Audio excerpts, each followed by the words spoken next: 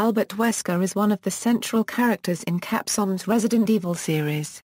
He is first introduced in the original Resident Evil game, in which he is the captain of U.S. police team STARS. His character is further explored in subsequent installments, which feature Wesker as a recurring character within the series' extensive narrative.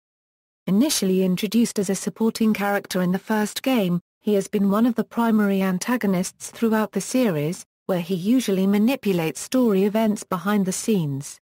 Power-hungry, knowledgeable and infinitely cunning, he was a man who sought to replace the entire human race through mass extinction and forced evolution, believing humanity to be an evolutionary dead end. To this end, he was affiliated with the Umbrella Corporation as one of its most promising researchers, and at the same time participated in illicit activities by going undercover as STARS captain in Raccoon City. Through the course of much betrayal of his allies to further his own plans, Wesker fakes his death, gains superhuman powers from an experimental variant of the progenitor virus, and works alongside both Umbrella's mysterious rival company and their successors in the field of biological weapons development, Tricell, until his ultimate defeat in Resident Evil 5. Appearances. In Resident Evil games. Wesker made his first appearance as a non-playable character in the original Resident Evil game, assisting the player character against Lisa Trevor in the remake and a main antagonist in first part of series. In that game, he is the commanding officer of Alpha Team of the Special Tactics and Rescue Service. It is eventually revealed that Wesker is a double agent working for the Umbrella Corporation. Ordered by his superiors to lure the STARS into the Spencer Mansion to be used as test subjects against the mutated creatures to gather battle data. Chris Redfield, Jill Valentine and the others come to learn of Wesker's true motive, but after releasing the tyrant monster, Wesker is seemingly killed. The Sega Saturn port of Resident Evil features a battle mode minigame where the player can fight a zombified version of Wesker. However, this is part of an even bigger plan. In the special giveaway fictional documentary titled Wesker's Report, Wesker reveals that he planned to sell the tyrant to Umbrella's rival company in the BOW field as a means to buy his way into a high position, and he deployed the elite STARS against it in order to obtain combat data to prove the tyrant's effectiveness to the company. However, his plan was ruined after the tyrant was destroyed by his former subordinates, and he survived his apparent death in the first game by injecting himself beforehand with an experimental variant of the T-virus, provided by his former Umbrella colleague William Birkin, that revived and augmented him with superhuman strength, speed and regeneration, but at the expense of his humanity. Wesker returned in Resident Evil Code Veronica, augmented with superhuman powers and working as an agent for HCF, a special forces unit of the rival company opposed to Umbrella. He orchestrates a raid on Rockfort Island in order to capture Alexia Ashford, creator of the T-Veronica virus, who now holds the only remaining sample of the virus within her body. When Chris Redfield knocks his sunglasses off during a brief struggle, Wesker's orange, almost reptilian eyes are seen for the first time. He confronts both Chris and Alexia, and he took the corpse of Steve Burnside in order to extract the T-Veronica virus. In the expanded release, Code Veronica X, he briefly confronts Chris' younger sister Claire and nearly kills her in order to torment Chris, but is called away by his associates and thus chooses to spare her life. Wesker then appeared alongside William Birkin in Resident Evil 0, a prequel to the original game, where it is revealed that he attended the Umbrella Executive Training School as a prospective executive, and later in Resident Evil 4 as a conspirator manipulating events from behind the scenes, where he would issue orders to Ada Wong. He is also unlockable in the Mercenaries scenario. He is also the protagonist of Resident Evil, The Umbrella Chronicles, and a playable character in several of the game's scenarios, expanding upon events alluded to in early games, as well as his involvement in Umbrella's downfall after the events of Code Veronica and his development in Resident Evil 4. In the end, he kills Sergei Vladimir, a loyal Umbrella executive. Wesker also very briefly appears in Resident Evil, The Dark Side Chronicles, as he at one point is seen by Jack Krauser. He also gave Javier a sample of the virus within Steve Burnside.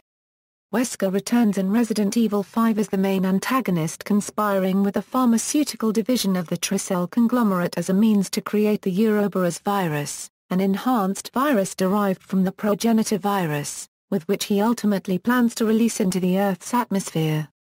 Before being killed by Wesker, Oswald Spencer reveals that Wesker was the survivor of a progenitor virus variant administration experiment, the Wesker Project. He would eventually enact a plot to transform the human race into powerful superhumans like himself, and be a god to rule over them in a new age. Chris and Shivaloma prevent the worldwide infection and ultimately kill Wesker inside a volcano at the end of the game. Masakaka Kawata, the game's producer, confirmed that Wesker perished in the game's finale. Some concept artwork for Resident Evil 5 also indicated that Wesker was to have been in his human form while in lava and then blasted with missiles from a F-16 Fighting Falcon, before eventually being shot in the head on the landing platform by Chris and Shiva. Wesker appears in the spin-off title Resident Evil, The Mercenaries 3D as a playable character along with various other Resident Evil characters. His voice is heard on the 15th anniversary special video narrating the events. He has a son named Jake Muller who is introduced in Resident Evil 6. Wesker is also featured in Resident Evil, Revelations 2 as a playable character in raid mode, presented in universe as a virtual simulator. The primary antagonist of the main game is Alex Wesker, the only other survivor out of the Wesker children. Albert is briefly shown in the main story in a portrait with Alex. In Resident Evil films Wesker's character was adapted for the 2007 live-action film Resident Evil, Extinction. Played by Jason O'Mara, this version of Wesker is the head of the Umbrella Corporation, as opposed to Wesker's role in the games as a renegade high-ranking Umbrella researcher. He runs Umbrella's operations from behind the scenes, holding meetings via hologram with his underground board of directors in Tokyo. Originally, Wesker's character was not intended to be in the film, with his role and lines in the script being given by Commander Okamoto. Sean Roberts took over the role of Wesker in 2010's Resident Evil, Afterlife, where the character is closer to his Code Veronica and especially his Resident Evil 5 incarnations, complete with superhuman abilities and glowing red eyes. He even wears the same outfit as in the latter game. Wesker says some of his lines from the game as well. He later appears in Resident Evil, Retribution as a defector from Umbrella, who sends Ada Wong to rescue Alice from an underground Russian Umbrella outpost run by the Red Queen who has taken over the rest of Umbrella. He is set to return in the sixth film, Resident Evil, The Final Chapter. Other appearances Albert Wesker appears in the crossover fighting game Marvel vs. Capcom 3, Fate of Two Worlds as a playable character and a key character in the game's plot, in which he joins forces with Dr. Doom as the two build an army of supervillains, attempting to merge the two dimensions in the hopes of conquering both.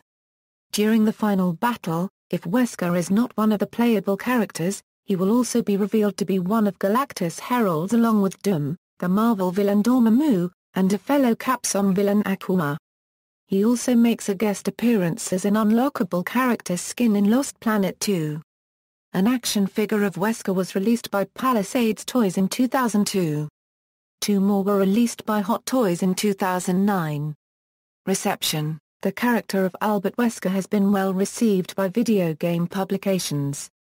In 2006, IGN ranked Wesker number 3 on their list of most memorable villains, claiming that Res Evil fans know that whenever Wesker shows up, trouble isn't far behind, and also ranked him as the 14th best video game villain in 2010.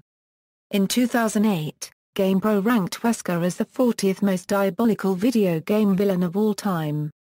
An IGN article from March 2010 titled Big Boss of the Day, Resident Evil's Albert Wesker discussed his appearances across the franchise, comparing him with other video game villains including Bowser and Sephiroth as well, commenting it is strange to have a Resident Evil without him. GameSpot featured him in the all-time greatest game villains poll, where Wesker lost to Ganondorf from The Legend of Zelda. In 2009, Games Radar listed Wesker as one of the top 7 characters who never stay dead, describing him as the proverbial man behind the curtain in the Resident Evil series. Similarly, 1UP.com also placed him number 8 in their article They Has Risen in response to his apparent resurrection in the Resident Evil series.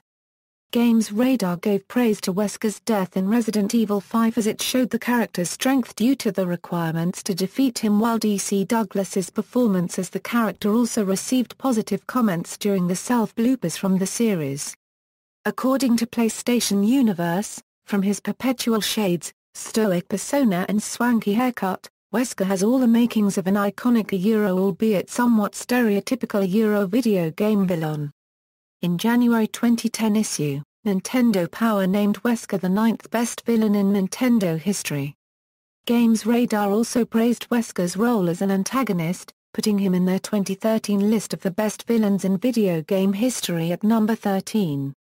In 2013, Games Radar staff included him among the 30 best characters in the 3 decades of Capcom's history and wrote that with his appearance as a playable character in Marvel vs. Capcom 3, even after his death in RE5, Albert Wesker shows no signs of stopping, which is just the way we like it.